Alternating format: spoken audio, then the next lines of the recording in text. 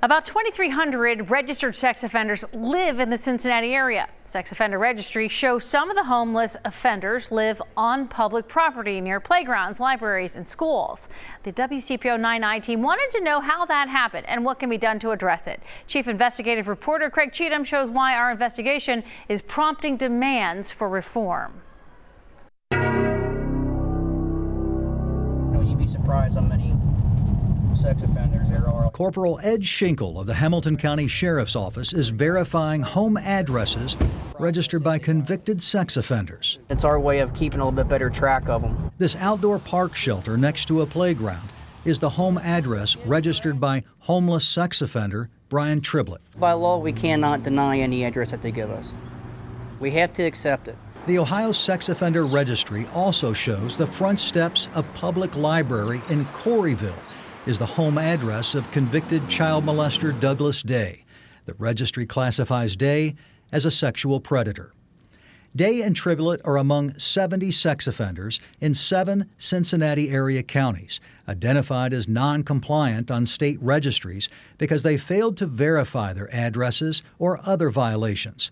Police are looking for them. Do you have a photo ID with you? Ohio law requires sheriff's offices to register sex offenders, but Ohio sheriffs are not required to verify the offenders live there.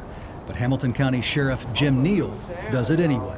That's something we feel strongly about, that if we're going to register them, let's confirm and verify that they're living where they say they're living. We have a lot of kids that play out here. Daryl Williamson lives across the street from the park Triblett calls home. We're not doing our job. If that's the law, that you just have to register a random address. It's legal, but it's laughable. Ohio State Senator Cecil Thomas said Ohio law should require sheriffs to verify sex offenders' addresses, provide funding for it, and create more shelter space for sex offenders. We can't just turn our backs and say, well, you're homeless now, so what?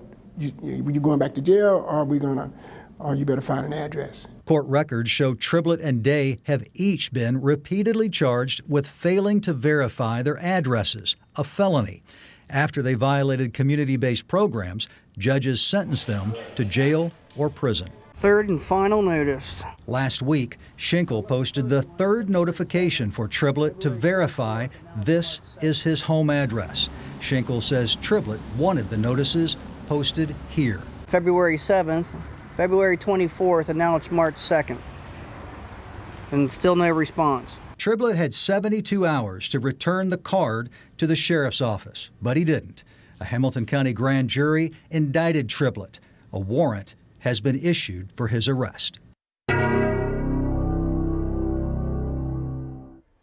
The I-Team has compiled a list of all non-compliant sex offenders believed to be at large in southwest Ohio and northern Kentucky.